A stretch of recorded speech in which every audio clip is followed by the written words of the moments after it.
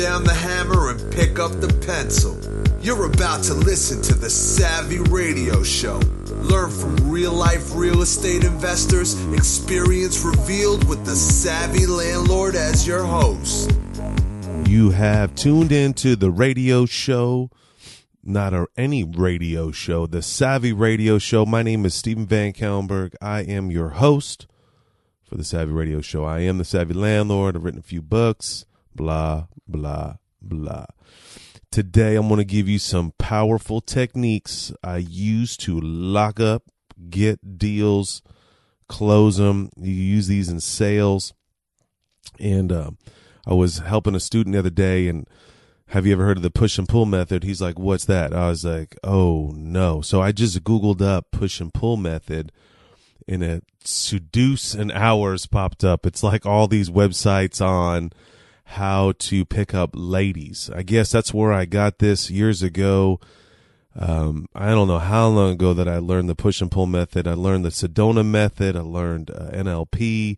If you don't know what Sedona is, you need to Google up Sedona method, Sedona, Sedona, and NLP, Neuralingsic. I can't say it, whatever. Neuron, whatever. It's the hustle, okay? That's the goal here. So what is the push and pull method?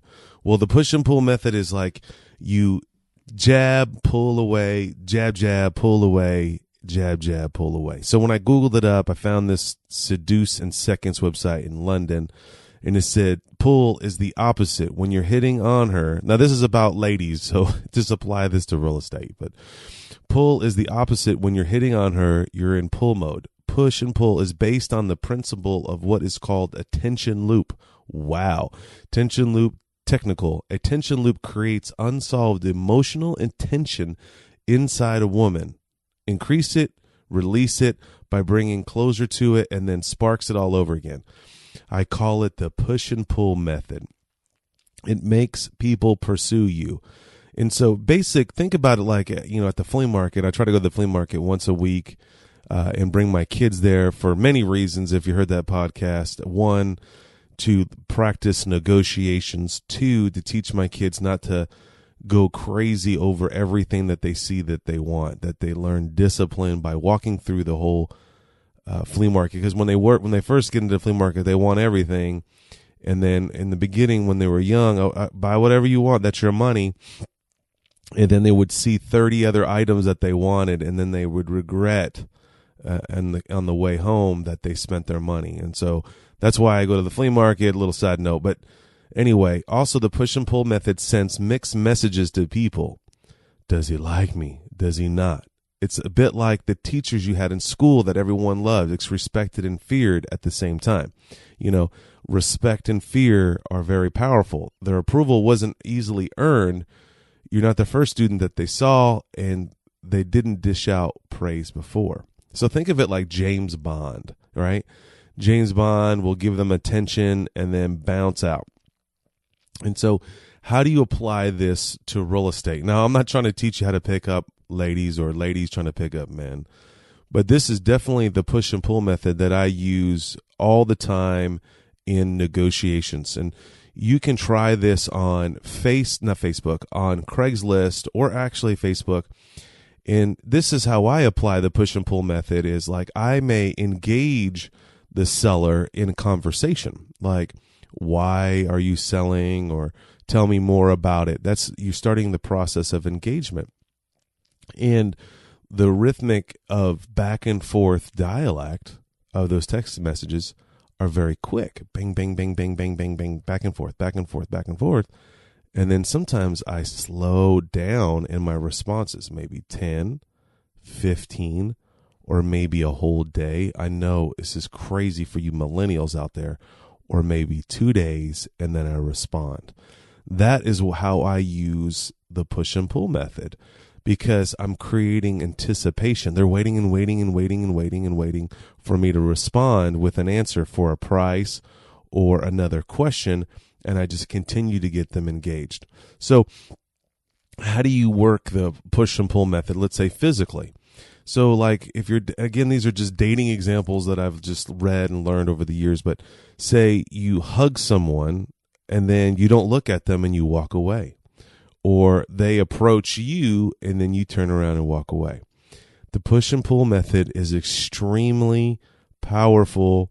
You could use it manipulatively, but don't use it in your way of negotiating. If you understand what I'm saying and you've used this technique before, I would like to know more, and I would like to, devolve more information on this. But this is just a broad strokes to get you thinking. Google up push and pull method. And, you're just basically, you're engaging, then pulling away, then engaging, then pulling away, then engaging, and then pulling away. Now, you don't just do it that fast. You have to be strategic on it. It's real powerful. So I may make a call, follow up, show that I'm interested. And for a perfect example, this is a deal that I'm in the middle of right now. And I'm not motivated to buy it. I'm trying to create the seller to get in a frenzy to sell it to me. The first thing that I do is I contact and get all the information, and then you got to say the key words to get them juiced up, balled up, and ready to go. Like, when do you have to close? Are you flexible on these terms? And you're setting the stage that you're going to buy it. You almost say you're going to buy the house, and then you respond, and then you set another push, and you go, okay, I want to see it. And then you may pull and you may say, I can't see it today, but another push is, I'm going to, maybe see it on Monday. And then the person calls and I don't respond. That's the push and pull method. Now, if I'm really engaging in this deal, I would text them back and say, hey, I'm still considering it. That's a push. And then a pull is, man, I'm not really down with the cost because of it needs a new roof. So this is my way. I don't know. I could try to Google this up and couldn't find it anywhere, but just the only thing that I did find in the push and pull method is for picking up people and dating. So if you're young and you're thinking about dating, try the push and pull method. It's fabulous. Now, the other one that I use a lot is called the obligation close. This is super powerful. Now, I did a quick Google search on this, and I couldn't really find anything. I did selling, obligation close, salesmen. I couldn't find anything. So if you find some things on the obligation close, let me know. This is something that I learned a long time ago in sales, where you do something for someone, and you make them, not maliciously, but you make them have kind of an obligation towards you. Well, what do you mean, VC? Well, for example, a friend of mine just locked up a smoking deal, and it's like almost too good to be true. It's a $210,000 house, locked it up for $160,000. Super proud of this guy. Now, this individual that locked it up, he was kind of insecure about it. Like, man, it's too good to be true. And I feel that. And I was trying to coach him through the process. Dude, things just happen. You can't predict why people are selling. You didn't do anything malicious or manipulative to get the price down. This is the price that actually the seller wanted. And for whatever reason, it's really not your concern. Your concern is this a deal? Do your due diligence. What is it worth? What's the repairs? And that's how you evaluate a deal, not trying to figure out why they're selling. Now, you should put that in your matrix. What's the reasons behind it? Is it they're trying to dump a turd? But here's an obligation close that I use. Or, there's not one specific. I just come up with them. So here's one.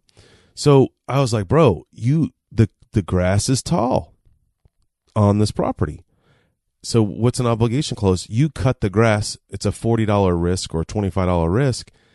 And you're like, hey, seller, I noticed that you're out of town, which the seller was. They're on vacation for a while. I doubt it if they're going to get the grass cut. You don't want a ticket. Hey, you're about to purchase the property. Now, this is just a risk, but you cut the grass for that individual. You send your lawn care guy out there, $40 risk. But now you created an obligation that seller owes you something. I know, bang, bang, fireworks just went off in your head. Yep, fireworks. Yes. So these are just two techniques that I use to lock up deals, grow my business, and it's not in any way malicious. It's just using techniques to be successful. If you want to learn more about this information, try the book How to Win Friends and Influence People. That's How to Win Friends and Influence People by the classic, amazing author Dale Carnegie. I read every of his books. He has another book, Stop Worrying, Could Save Your Life. And it teaches you how to lead people without them knowing that you're leading them. And that's what negotiations is. That's what's getting deals under contracts, locking it up. Anyway, I know I'm all over the place. I got a lot of podcasts to catch up on. Hopefully you're doing good. I got a question coming up tomorrow or Thursday. I'm going to break it off. Have a great day. Thanks for listening to the Savvy Radio Show. Glide online and listen to our other motivating episodes at SavvyRadioShow.com. Connect on Twitter at LandlordBook and always be buying assets.